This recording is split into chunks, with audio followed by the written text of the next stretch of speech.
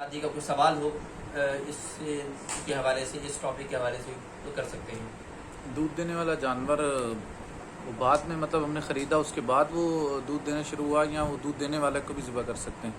تو اس کو پھر وہ جیسے ہے گائے ہے مثال کے طور پہ دودھ دے رہی ہے، جی، تو جب سے قربانی کی نیت کر لی اس کے بعد سے دودھ اس کا صدقہ کرنا ہے، یا اس کو تھوڑا سا بتا دیں۔ سوال ہوا ہے کہ اگر جس جانور کو ہم نے قربان کرنا ہے وہ پہلے سے پالا ہوا ہے، یا اس کو ہم نے خریدا تو وہ پہلے سے دودھ دینے والا تھا، اب جو ہم نے قربانی کی نیت کر لی تو دودھ کا کیا کریں گے؟ جب سے قربانی کی نیت کر لی ہے تو اس کے بعد سے جو دودھ اس کا آئے گا وہ نکالنا ہوگا، یعنی اس کو صدقہ کرنا ہوگا۔ پاس نہیں رکھ سکتے، اس کو استعمال نہیں کر سکتے، بیچ بھی نہیں سکتے، اس کی قیمت بھی استعمال نہیں کر سکتے، بلکہ وہ صدقہ ہی کیا جائے گا۔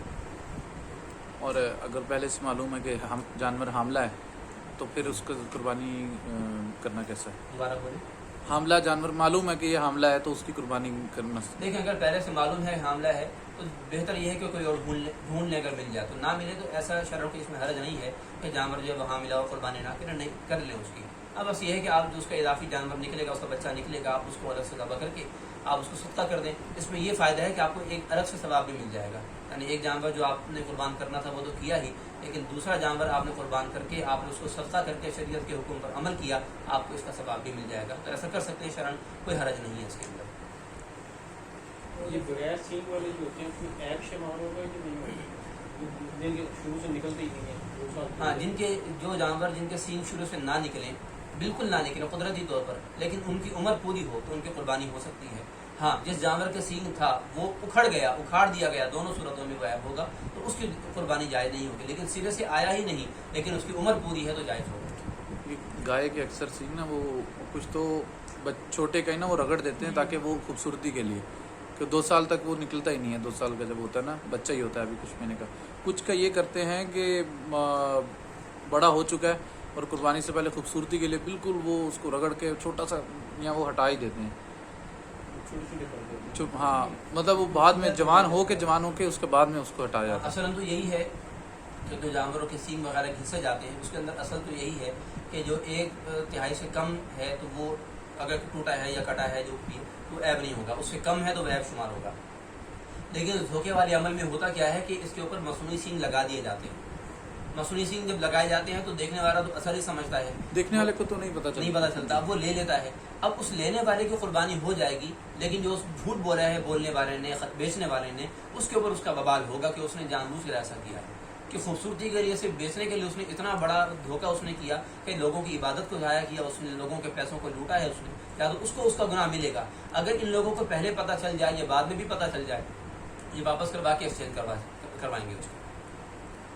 اگر کسی کو بعد میں یہ جو آگے ہیں وہ نصاب تک بندہ پہنچتا ہے 50,000 فرض کے بعد، جی جی 50 میں 25 کا تو اس نے لے لیا، اب جی ہو گیا 24، جی اب دوبارہ جو 25 ہے اس کا فیئر لے، جی میں نے اس نے جان بوجھ کے نہیں، اس کو تو نصاب پورا ہوا تو اس نے لیا نا، جی جی تو پھر اس کو چھوٹ ہوئی یا وہ بکنگ میں آیا وہ۔ شریعت کا حکم یہی ہے کہ اگر نصاب کے حوالے نصاب جو ہے اس کے پاس موجود ہے اور ایک جانور خریدنے کے بعد بھی اس کے پاس بچا ہوا ہے، نصاب بچا ہوا ہو نصاب، تو ایسی صورت میں وہ کرے گا۔ یعنی جیسے آپ نے 50,000 فرض کی جی نصاب کی رقم ہے، لیکن جب آپ نے اس میں 25,000 کا خرید لیا تو نصاب تو نہ رہا، لہٰذا اس کے اوپر دوبارہ دوسرا جانور خریدنا واجب نہ رہا۔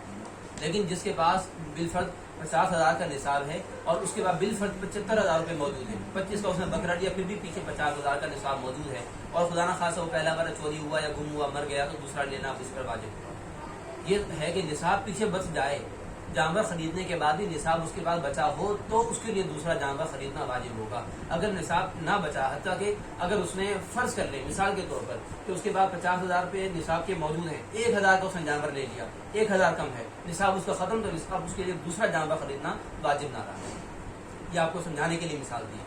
اگر قربانی کے اینڈ میں جانور بیمار ہو جائے کیا قربانی ہو جائے؟ جی، جانور بیمار ہو لیکن عین قربانی کا وقت ہے، بالکل عین، یعنی جو ذبح کرنے کا وقت ہے، ایسی صورت میں بھی جانور کی قربانی ہو جائے گی، عیب شمار نہیں ہوگا۔ آپ کچھ کہہ رہے تھے؟ اچھا، کوئی اور بھائی نصاب کتنا ہے مطلب؟ نصاب یہ اب دیکھنا پڑے گا کیونکہ ہر سال اس کا تازہ اعلان ہوتا ہے، خاص طور پر زکوٰۃ کے وقت میں جو زکوٰۃ کا اعلان ہوا ہوگا وہی اس کا ہوگا۔ بابا تو یہ کہتا ہے کہ بکرا ہے جیسے اس کے دانت نہیں نکلیں گے، اس जी तो उसकी कुर्बानी जायज़ है? बिल्कुल जायज़ है। अगर बकरी के दांत पूरे नहीं निकले लेकिन उम्र उसकी पूरी है तो कुर्बानी उसकी जायज़ होगी।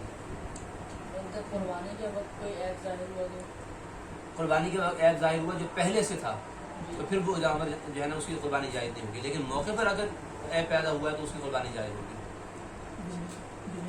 उम्र में अगर जानवर कम हो लेकिन हाइट वगैरह में बड़े जानवर जैसा होता है, हदीस शरीफ के मुताबिक सिर्फ एक जानवर है जिसके लिए ऐसी इजाज़त और रुख्सत है कि भेड़ जो 1 साल से कम हो और 6 महीने या उससे ज़्यादा हो, 6 महीने से कम ना हो, लेकिन वो देखने में साल भर का लगता हो अपनी सेहत के एतबार से, तो उसकी कुर्बानी जायज़ होगी।